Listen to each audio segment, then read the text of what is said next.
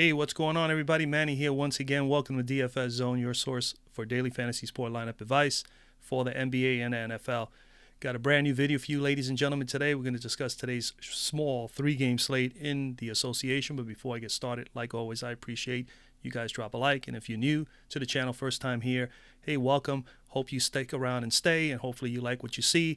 The only thing you have to do to be a part of the DFS Zone community is subscribe down below. Make sure you put on the post notification, that bell icon on the right-hand side of the subscribe button. Make sure you click that and turn that on. This way you do not miss out on any of my new NBA and NFL lineup advice videos when I post them up. With that being said, today is Thursday, December the 6th, 2018. And again, only a 3-game slate in the association today. And what I've done before, for those who have been around or if it's your first time here, normally on a 3-game or a 2-game slate or maybe even a 4-game slate, I decide to give you guys some of the guys that I'm looking at as far as each position. I have at least one player that I'm going to speak upon. And then what I'm going to do is I'm going to give you some other players that I think should have some exposure to, that I will have in my player pool, and put them in the Fantasy Cruncher software and actually just calculate and have the Fantasy Cruncher spit out and optimize lineups. So this is just a way for you guys not only to see the Fantasy Cruncher, but also to get a couple of lineups for those who view the channel. And at the same time, it makes the video a little bit quicker because it is a smaller slate. So we're going to try to do it as quickly as possible. So we're going to go right into it. And at point guard today, I mean, obviously Lillard is someone to consider. I mean, I'm going to throw him in the player pool on the Fantasy Cruncher. I like him a lot more so if CJ McCollum is ruled out tonight, because he is right now a game time decision. If CJ McCollum is out, then I definitely see more of a usage and more shot opportunities for Damian Lillard in this game against Phoenix. And also will make this game a little bit more appealing as well, because right now this slate is very ugly. I mean, Phoenix is favored by 12 or 13 points. So this is more than likely a possible blowout. Phoenix has been looking very terrible as of late. Then you also have the Knicks playing against Boston. The Knicks have played Boston well. They won one game, and Boston won one game. They still have the Knicks also underdog. I think they're underdog. They're actually underdog by 12 as well. So pretty surprising there. I think that game may be a little closer than people think. I'm not trying to be biased because I'm a Knicks fan, but they have those moments where they play well. Also, this game is going to be on national television, so I definitely am motivated for those young kids. Hopefully, they'll play well enough because it's going to be on TNT. So, but again, Lillard isn't in play for me if CJ McCollum is out. I do like Kyrie Irving and Chris Paul the most out of the point guards here at the top. But I'm going to speak upon Chris Paul just simply because at the $8,100 price, that's a pretty nice price. And I normally don't pay for Paul and Harden. And I think Harden at 11.4, I'd rather fade him at the shooting guard spot and play some other guys there. But Chris Paul, definitely, I just got to take a chance on this price tag. You know, going up against Utah, I normally don't. If you've been following me long enough, I normally do not play a lot of people against Utah. But Chris Paul has had pretty good success against Utah. He's coming in nearly 17 points a game, 5 rebounds, 8 assists, 38.6 fantasy points per game. You need about, he's at pretty much rounding off to about 39 fantasy points per game. He's at 8,100. You pretty much need 40 there. And on DK, he's 7,700. You only need 37 there. Very much attainable for Chris Paul. We come over here to the Cruncher, and, hey, granted, he's been kind of steady in that 33 to 35, 36 fantasy point total, but for his minutes, nearly about 1 fantasy point per minute, which is okay. He definitely has 45, 50-point upside. That's the one thing that I do like about the matchup, is that he is capable of getting you that. He's coming in here 2 out of his last 3 games, 38+, so that's not too bad as far as his fantasy point totals. His minutes are good. He's averaging about 34 minutes to get 33 to 34 minutes a game. He's coming in. His usage rate is about 23%, and he's getting more than enough shots. He's taking about 13, 14 shots per game, and he's getting about 5 or 6 threes. Maybe in the last 6 games, he's taking 6 or 7 threes per game. He just needs to bury a few more shots. His shots are a little bit off in some areas. The 1 of 8 and 1 of 7 in the last outing, only 23 fantasy points. So he's due for a bounce-back game. What I like best out of this is that he's going against Utah, and he's had pretty good success. Last year here, his numbers last year in the 8 games, he pulled together 48.2 fantasy points on average in these 8 games, and he averaged 1.4 fantasy points per minute. 1.4 fantasy points per minute. when I calculated the minutes and all that. This is a very, very good spot for Chris Paul in a game that's going to be the most competitive game of the night. I definitely like Chris Paul here. So I'm going to put him in here in the optimizer. We're going to check him off. And we're going to come over here, and like I've done before, I've just add this player here so this way we can see and we can start building a lineup. We go to shooting guard. Now, granted, there's going to be some other guys I'm going to speak about. Let's just go over all the positions, then we'll discuss a couple other plays. At shooting guard, I definitely love Donovan Mitchell here. Like I said, I don't normally play Paul and Harden at the same time. I mean, I really don't. It's either one or the other. It's the same thing I do with Washington, with Beal and Wall. But here, Donovan Mitchell, I like Donovan Mitchell here at 8,500. Now, I've given him 2 times this year. He was one of my big guys last year. I loved him last year. He made me quite a bit of money. He came through for me many, many times last year. This year, 2 times I've given him as advice for you guys, and both times he has let me down. I just gave him to you the other day, and here I am going back to the well with him again. He's due for a bounce-back game. I really do love this kid. His shots just got to go down, you know. But Donovan Mitchell, 21 points per game, 3 rebounds, nearly 4 assists, 33.8. So you round that off to 34 fantasy points per game, 8,500. You need about 42 to meet value here. And on DK, he is 7,600. $900 cheaper. You only need 37 there. Very much attainable.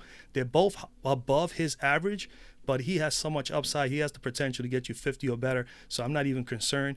In a small slate like this, ladies and gentlemen, a lot of guys are in play.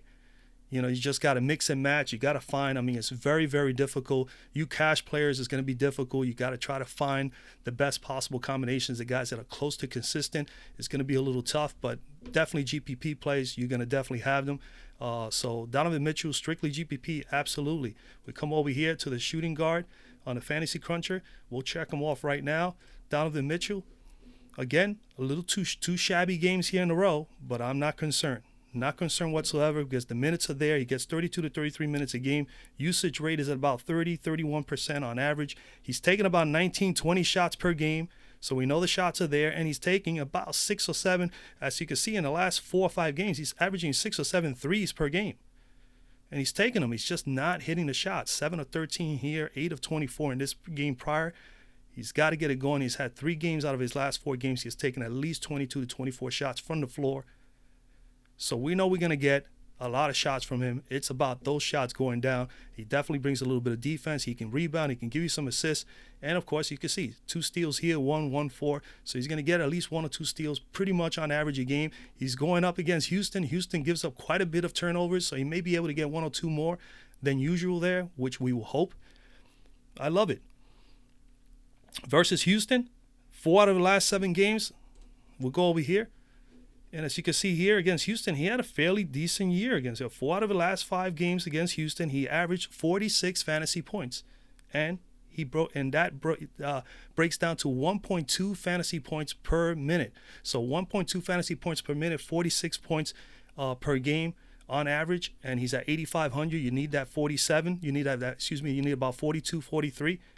Is not at all that he cannot get it. It's very much attainable. Houston's coming in here. They're 17th in defending shooting guards, allowing 28.4 fantasy points per game, and they have given up 32 to Wiggins, 48 to Levine, and 43 to Beal, at least in the last few games, just to mention a few guys there. So that's where I'm at. I think Donovan Mitchell is a fine play. We go to small forward. Small forward is a tough spot, man. You could go up and pay for Gordon Hayward. He had 1 solid game just recently. He may be in a position. As a matter of fact, I forgot to put in Donovan Mitchell. So we still got 6,200 here at small forward. At small forward, man, I'm leaning more and more to Trevor Ariza, just simply because we know he's going to get the minutes. I mean, he is in a different situation than he has been in the past. We all know that Trevor Ariza came from the Houston Rockets. And the Houston Rockets, they didn't need him to be an offensive player. They needed him to be a defensive player. So he wasn't taking a ton of shots. In Phoenix, it's a totally different story. He's been getting the opportunity to be an offensive guy, and he's been taking advantage of those opportunities. He's coming in here 10 points, 5.5 rebounds, 3.5 assists, 25 fantasy points per game, 5,800. You need about 28. And on DK, he is 5,600. You need 26.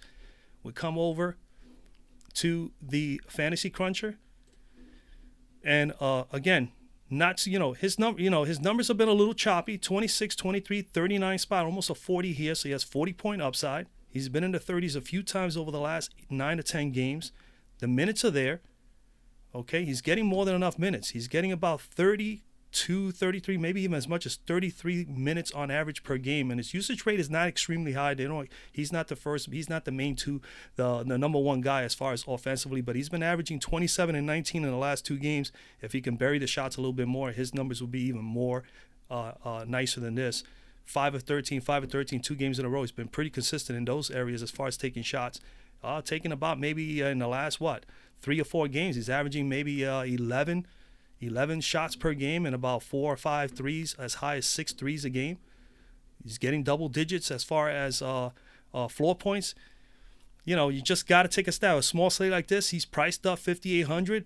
But again, hey, you know what? He is getting the usage. He's getting the time. The longest there's no TJ Warren, he's going to get the minutes. And even on games where there's a little bit of a blowout, he's still got 27 minutes in this game in a blowout situation. So Trevor Ariza is definitely someone in play. Going up against Portland, they're 16th in defending small forwards, and they're allowing at the current time, 25 fantasy points per game. They did give up 25 points per game against small forwards. So we'll pencil in Trevor Ariza there. Again, there's other guys I like here. We will go back to those in a moment.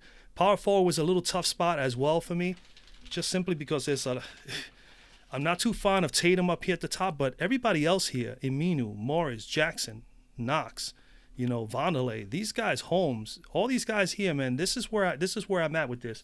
I'm willing to pay up on a few guys, like maybe even pay up for Chris Paul and Kyrie Irving, and maybe pay up at center, and you still have enough to be able to get 2 of these guys here that are going to get more than enough minutes, are in favorable matchups. Guys like Morris and Jackson stand out the most. All right, so I definitely will have exposure to Aminu, Morris, Jackson, Knox, and Vondelay right now, to be totally honest with you. But let's discuss here Josh Jackson, just simply because same thing with Ariza, they need him to freaking score. It's plain and simple. He's averaging 8, 3 rebounds, pretty much 2 assists, 16.5 fantasy points per game, 5,500. Obviously, he's going to be priced up a little bit. You need about 27 to me value there. And DK is 5,400. You need 26. He's averaging pretty much only, like I said, almost 17 here. Let's go over to the Fantasy Cruncher, and let's take a look at Mr. Jackson. And you got to go by the last 4 out of his last 5 games. He's been pretty much at 22, 29 fantasy points or better. He's had 2 30-plus games over the course of the last 3 games, and the minutes are there, 30 and 38. Look at the usage rate. It's just, again, with him, 5 of 21, 5 of 13, needs to bury more shots. His field goal percentage has got to be better. If he does that, he's going to put up nice fantasy points. He's capable of getting us possibly 40 at this price tag in a game like this where they really need him. In the last game, they didn't shoot very, very well, the entire team, including himself, early on, and they were really out of the game already in the first quarter. I think they only scored 9 points in the first quarter, which is something I haven't seen in so long. I don't think I ever seen anybody only score 9 points in one quarter, but they were so bad. They definitely gained ground towards the end in the fourth quarter. But nonetheless, man, Josh Jackson, just the minutes, the usage, it's not more that we could say. He has to score points, and they're going to need him to do so. All right? You're going up against Portland. Portland is 16th in defending power forwards. They are trending downward as of late. They're allowing 12 more fantasy points per game over the course of the last 6 games, giving up a whopping 36.8 fantasy points per game. So he's in a prime position with Portland slumping downward as far as defensively against power forwards as far as fantasy point totals. So I definitely like Josh Jackson here. And the other guy that I do like, and I'm going to pencil him in right now, is Marcus Morris. So if you're not on Josh Jackson, Marcus Morris has done very well. 5,700. You need 27 on Fanduel. On DK's 5,300. You need 26 there. He's averaging 24, going up against the Knicks. In 2 games against the Knicks this year, he's put up 38 and 25, and dating back to last year, he's had 3 25 or better fantasy point games against the Knickerbockers, so he's definitely in a good situation as well. The Knicks are definitely very, very bad against power forwards. They've been struggling. They have been trending a little bit upward over the course of the last 3 games. They have minimized the fantasy point totals they've been giving up to power forwards, but nonetheless, they're still giving up 34 fantasy points per game, and Vondelay has done better as of late as far as defending those guys. Marcus Morris is, he's a tough dude, man. He definitely can get some rebounds. He's pretty good perimeter shooter. He's very good from 3 when he gets hot. And he's willing to go out there and get some rebounds and get dirty. So Marcus Morris is definitely someone that I'm going to put in the player pool. We're going to go over to center. And at center, Capella, Might have some exposure to him. Price is a little up, 9,100. I definitely like Mr. Nurkic. Let's go over here with Josh Jackson. We'll put him in there. So we have 6,400. Pretty nice balanced lineup here. And we're going to go with Mr. Nurkic. 8,500. If this game is without, again, very important, if they are without C.J. McCollum, I like Nurkic even more so. With C.J. McCollum in the lineup, don't quite like that.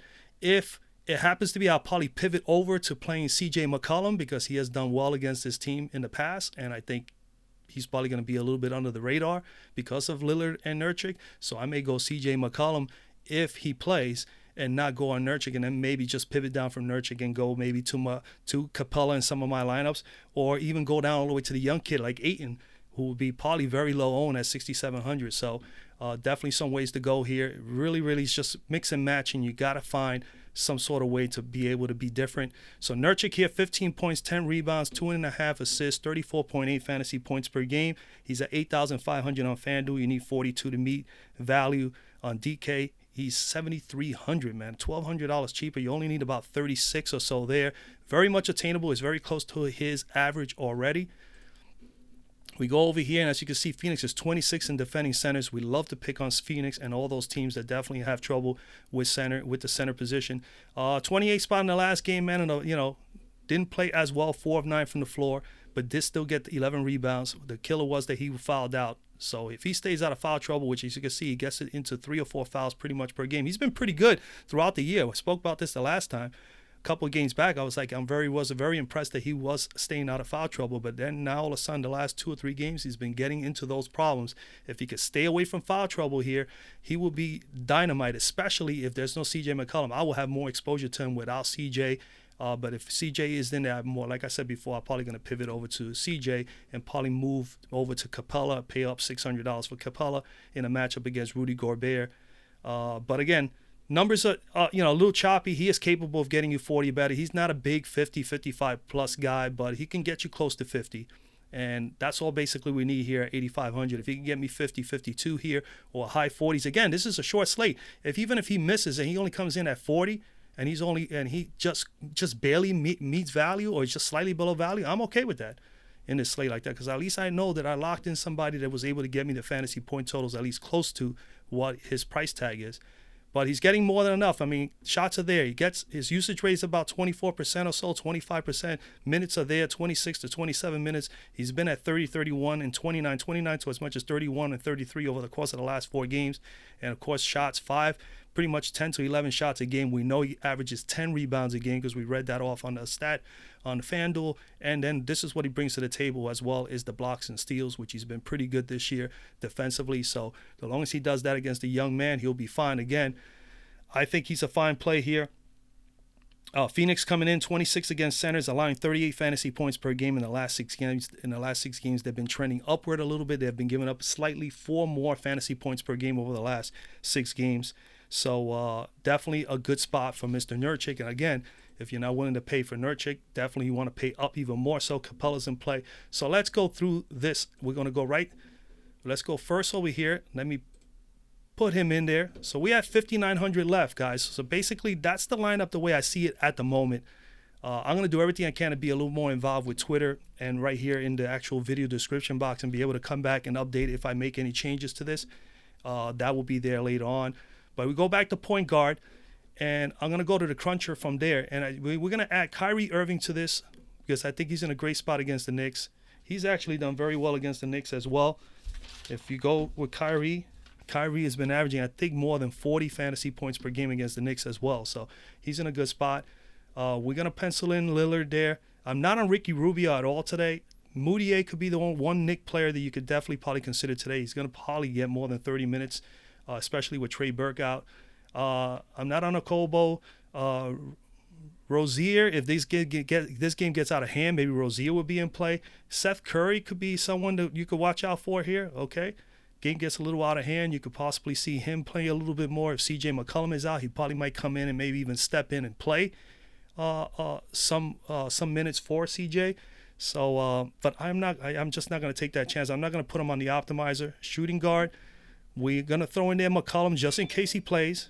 Okay, we're going to throw in there McCollum. I'm not on Tim Hardaway, even though I'm a Knicks fan. Tim Hardaway's had a rough time against Boston. And not only that, Boston is always tough against shooting guards. So we're not going to go that route. Marcus Smart is pretty tough. We'll probably consider Marcus Smart here because he's done well against New York. Maybe the one New York here will be a sleeper, will be Dotson. Possibly Trier, but I don't know. Trier 3,700, we'll throw him in there. Jamal Crawford, definitely for Phoenix. As one of those throwaway scores, he's at 3,700. Kyle Korver, I would probably go there. And Nick Stauskas, maybe Nick Stauskas will probably be the one who'll be playing more than Seth for Portland if there's no CJ. Let's throw him in there. A small forward, we got Ariza. We'll throw in there Hayward, even though I'm not too fond of it. We'll throw in there Evan Turner. I definitely think he's in a good spot against Phoenix. I don't think Engels is in a good spot here against Houston. Some of that P.J. Tucker defense. Mikal Bridges, we'll go there. Maurice Harkless, 4,300. He's a good defender. Let's go Joe Crowder, definitely. I like Joe Crowder. He could be very sneaky here. And Royce O'Neal, just in case the game gets a little out of hand. At 3,800, as one of those throwaway score guys. You could throw him in there. Power forward, definitely like this spot. A lot of guys here. Vondelay, definitely. Aminu, Holmes, and I would say Kevin Knox of the Knicks, and that's pretty much it. Leonard and Collins, looked at them earlier. They don't seem to get any more additional minutes when the games are blowouts, so I'm not going to concern myself with them. And at center is definitely Capella, Nurkic. Cantor, tough spot. I mean, he gets about 35, maybe 38 against him, but I don't think he's going to get 40 or more. All right, let's throw Cantor in there. Let's see what this spits out. I'm not on Gobert. I think 9,800 is a little pricey against Capella. Pretty decent defense in Capella. I'm going to go with the young man, Ayton. I'm not on Horford. And that's basically it. All right, so we're going to make this, let's just make a quick small lineup. Let's do 30 lineups. And let's see what percentages we got. This way you guys got a couple of lineups you can look at. Right now, things are calculating. Chris Paul, Kyrie Irving are the top guys, okay?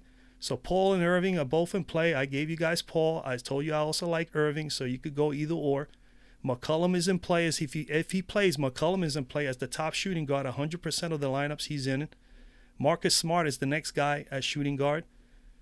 Then we got Mr. Trier of the Knicks, Crawford 7%, and Kyle Korver 3%. So the top guys are McCollum and Smart. As small forward is Ariza and Evan Turner at 77% and 67% respectively, and I like them both. Power forward, Vondelay 63%, Marcus Morris 47%, and Josh Jackson, the one I gave you. So Jackson at 47 and Marcus Morris are the two I mentioned, and Vondelay comes up with 63% of the lineups. He's in 19 of the lineups that are here on the screen. At center, Nurkic is the one in play, Capella second, and Cantor is third at 10%. So it's Nurkic at 47% and Capella at 43%. So I think those are the best two plays. So again, that's where it stands, ladies and gentlemen. Very simple.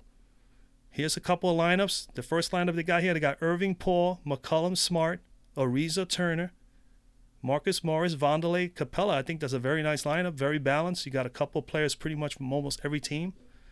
Over here, you got Irving, Paul, McCollum, Marcus Smart, Trevor Ariza, Evan Turner, and then the flip-flopping. You see, just like I said, those 5,000 players, 5,000 to 5,700 players, I like those a lot because this is what you can do. You see, you can mix match. They kept Vondelay in here. Now they swap Morris with Jackson. Everybody else is still the same.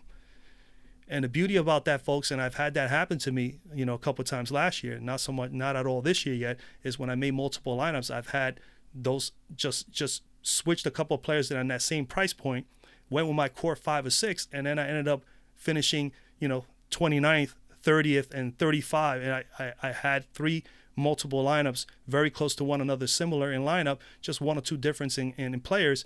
And bam, I actually cashed in 3 or 4 lines, almost similar as far as price, as far as fantasy point totals. So, and I've seen people do lineups like this, even the Sharks, and they end up burying people, coming in first, third, fifth, so taking 5 positions in the top 10 in a major tournament. So it happens, but this is a good strategy to use when you have players like in the power forward spot in today's slate, where you can really, could gang up on those $5,000 players. You don't have to pay up for Jason Tatum at $7,000 and change. And over here, you see, they over here in the third lineup, everybody's still the same pretty much. And again, the power forwards are the places they switched to that. Marcus Morris and Holmes in this one. as opposed to Jackson and Vonleh. And then you got down here, you got Irving, Paul, McCollum, Smart, Ariza, Turner, Morris, Jackson, Nurkic. Now they threw in Nurkic in there and they took out Capella. And still, this is a pretty nice lineup too. I like Turner here in this situation, as well as Ariza. McCollum. Now again, this is if McCollum plays. Now, I'm going to do this again. I'm going to take McCollum out because I don't want you guys thinking McCollum is going to play. And if McCollum doesn't play, we want to see what this looks like. So we're going to go back to shooting guard. We're going to do it one more time, and then I'm going to wrap it up here. We're going to take McCollum out. We'll leave everybody in play. We're going to do another 30 lines, and we'll see who comes in now in the shooting guard position as opposed to McCollum. Okay, the 30 lines. I mean, remember, I just made 30 quick lineups here for you guys. So Evan Turner pops up as the top guy at 100%. Now Chris Paul and Irving are all 100%. Donovan Mitchell at 100%. So you just got to lock these 4 guys here if you want to. That's what I usually use this for. I look at the lineups, and if I like the lineup, I may play 1 or 2 lineups. But to be totally honest with you, I don't normally play a lot of the lineups that are optimized. I like to see the percentages and then remove a player or 2 like I just did with taking out CJ just in case he happens to be out. You can see things in a different format as far as which players pop in. And now all of a sudden Turner, Paul, and Irving. Then you got Mitchell, Ariza. So we go to point guard is Paul and Irving. At shooting guard is Mitchell and then Smart. At small forward is Turner first and Ariza. At power forward now is Marcus Morris and Vonleh, and then Josh Jackson, all in that pretty much close to that price range. So you want to maybe mix and match these 3 guys, which I'm all in favor of. And then at center, Capella's number 1 with Cantor and then Nurkic. So Grant, go figure. Just a switch of taking out McCollum, it switches things up a little bit. Now Nurkic is the 3rd top center in this optimized lineups of 30 here on Fantasy Cruncher. So now you look at some of these lineups. You can look at this one. Now Nurkic is here. Is Irving, Paul, Mitchell, Smart, Ariza, Turner, Holmes, Vonleh, Nurkic. Over here in this second lineup, Irving, Paul, Mitchell, Trier, Ariza, Turner, Morris, Jackson, Capella. And then this one here has Cantor at the end. So again, you got 6 here that I can share with you. I'm not going to just go through this whole 30 right in front of you. Here's a couple more. You can always stop the video and take a look. Entirely is up to you if you want to use the lineups that you see here. If you like anything, you can go ahead and do that. But that's pretty much it. That's the lineups for today, at least for now. If I have any changes in these 5 players that I'm thinking of, I will share that with you guys later on. But that's pretty much it. These are the 5 guys that I'm pretty much selecting, at least at the moment right now. We'll see how it pans out later on. Again, I wish you guys a lot of luck. If you like the video, great. Like I said, I like to go with this format just to show you a little bit of things, just to change it up a little bit, but only for the 3 games or 2 game or 4 game slate. Anything above 4 games, like 5 or 6 slates, is better to just go back to the other format, just give you the top plays and give you a couple other players that I think are in play, and basically that is it. All right, guys, I appreciate you guys, man. Again, drop a like on the video. If you're new to the channel, definitely subscribe, be a part of it, be a part of the DFS Zone community. That's all you need to do. Make sure you put on that bell, turn that bell icon on, so this way you will be notified as soon as you get I upload another video for the NFL or for the NBA. You're going to get that information, that notification right away. Basically, that's it. I'll see you guys tomorrow.